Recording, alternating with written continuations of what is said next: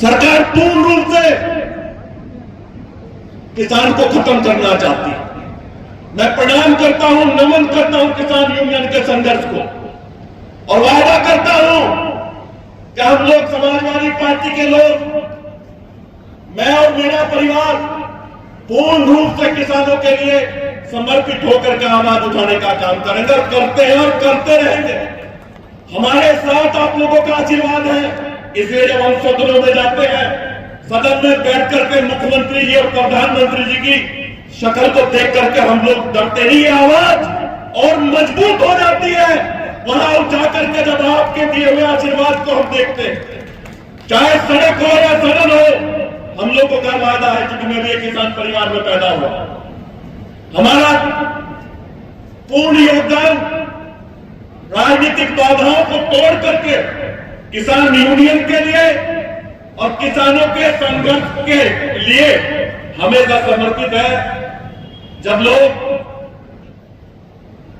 सरकारों के बीच में जाते हैं तो उनकी आवाज बदल जाती है। बहुत सारे लोग मैंने देखे हैं, देखिए मैं यहां अपनी बात कह सकता हूं, क्योंकि मैं किसान परिवार से भी हूं और किसानों का आशीर्वाद प्राप्त करके मैं सदन में पहुंचा हूं, आप लोगों की आवाज उठाने का काम करता हूं। मैं तो यही विनती करना चाहता हूं, किसी पे कटाक्ष नहीं करना, लेकिन किसान की स्थिति को देख करके जो लोग किसान की वोट लेकर के सदन में पहुंचने का काम करते हैं, किसान को अधिकार है सम्मान के साथ उनसे सवाल पूछने का। आप उनसे पूछिएगा कि सरकार अपने यौवन पे है, अपने आनंद की प्राप्ति में लगी हुई है सरकार और सरकार में बैठे हुए लोग, और जब ये सुपर बिल और सरकार की खराब नीति, किसान विरोधी नीति किसानों का खून चूसने का काम करती है,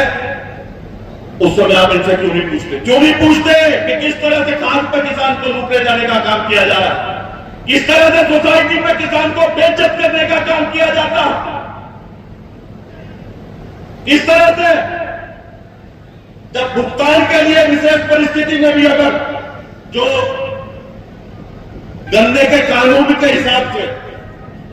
नियम है, जरूरत के आधार पर जब बेटी की शादी करना चाहते हो, बच्चों की फीस जमा करना चाहते हो, किसान को उसका भुगतान दे दिया जाना चाहिए। जब किसान मील में जाता है तो उसे कई कई दिन चक्कर लगवाए जाते हैं। सवाल पूछने का काम आपको करना, आपको पूछना है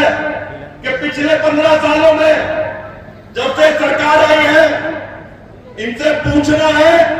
कि पानी की जो बोतल मिलती थी उसका क्या भाव है, खाद के कट्टे का क्या भाव है, बिजली की क्या कीमत है, पूछना चाहिए। और ये पूछना चाहिए कि जब हम धरती का सीना चीर करके किसान जब अन्न पैदा करता है और जब उसे उसकी फसल का भुगतान मिलना सही चाहिए,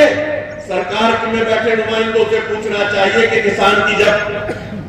जरूरत की बात होती है, उसकी फसल के भुगतान की बात होती है, एक भी व्यक्ति संगठन में नहीं बोलता। ऐसा क्या कारण है, क्यों नहीं बोलता? अरे हम जो भी है, हम सब लोग आपकी बदौलत है। ये कटु सत्य है, चाहे सत्ता के लोग हो चाहे विपक्ष के लोग हो, आप लोगों का आशीर्वाद अगर हमें प्राप्त है तो हम है, नहीं तो हम कुछ नहीं। मैं बार बार नमन करता हूं स्वर्गीय टिकैत साहब को और परमपिता परमेश्वर से प्रार्थना करता हूं कि वो जहां हो, सुखी हो, स्वस्थ हो, और उम्मीद करता हूं कि किसान यूनियन का यह परिवार किसान की आवाज को और मजबूती से उठाने का काम करे। बहुत बहुत धन्यवाद।